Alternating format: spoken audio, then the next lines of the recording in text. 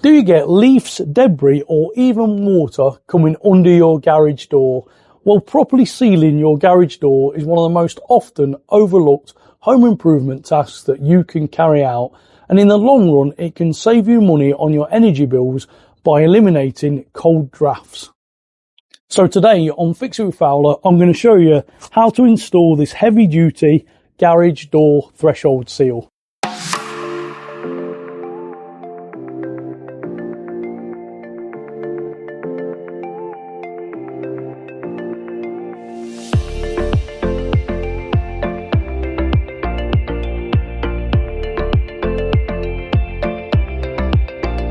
So the problem with most garage doors is that they have a gap underneath. Now this garage door has got a gap that ranges from 5mm all the way to 15mm.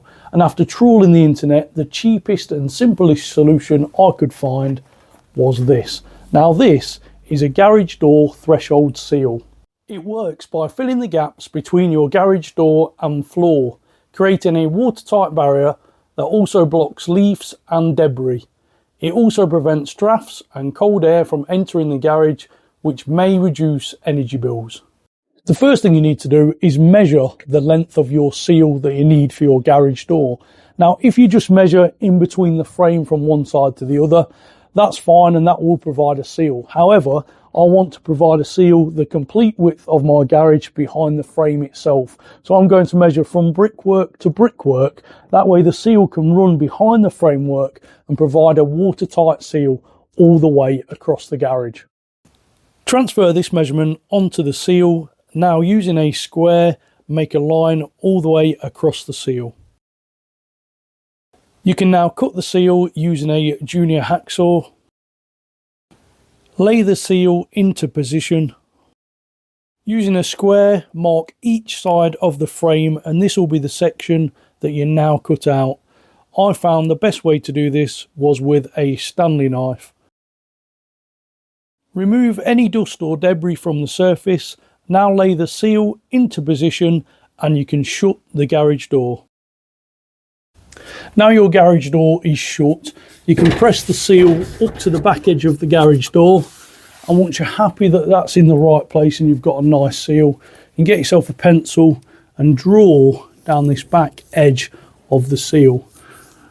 And that will act as a guide when you come to put the silicone in, and also when you come to stick this into position, you'll know exactly where that needs to sit. You can now repeat the same process along this front edge, ensuring that the seal still sits on the line that you've drew previously.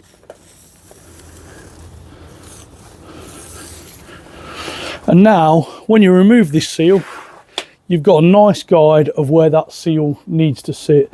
The next stage is to apply the silicone. So this adhesive comes as part of the kit, and it has to be above 5 degrees before you can use this to ensure that it works properly.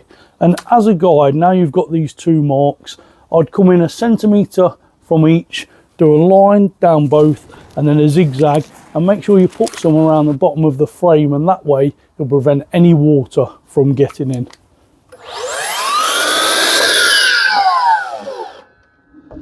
Have you subscribed to my channel? Well, if not, why not? It does not cost a thing. You're missing out on loads of great content. If I'm not making things like this, I'm fixing shed roofs, I'm mending doors, windows, doing plumbing or electrics. You name it, I've got it on my channel. So head over, hit that subscribe button, and don't forget to leave this video a comment and a thumbs up, and that will help it reach loads of other people.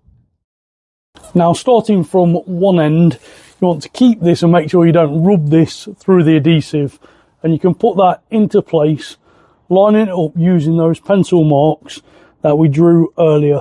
Slide that into position and work your way along, taking your time, and just apply a little bit of pressure as you go.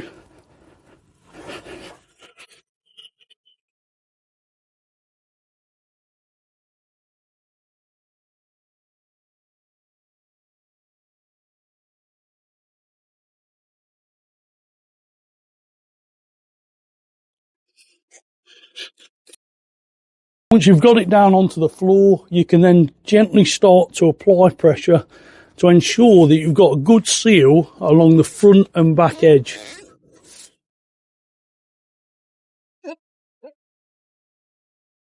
So now you've got that in place and you've pressed it down, a handy tip is to get yourself one of these wallpaper rollers, cover it in some protective tape, and then if you go along just the front edge, that'll ensure that all the silicone and the adhesive gets pushed underneath the threshold strip, and that way you'll get a nice good seal all the way along.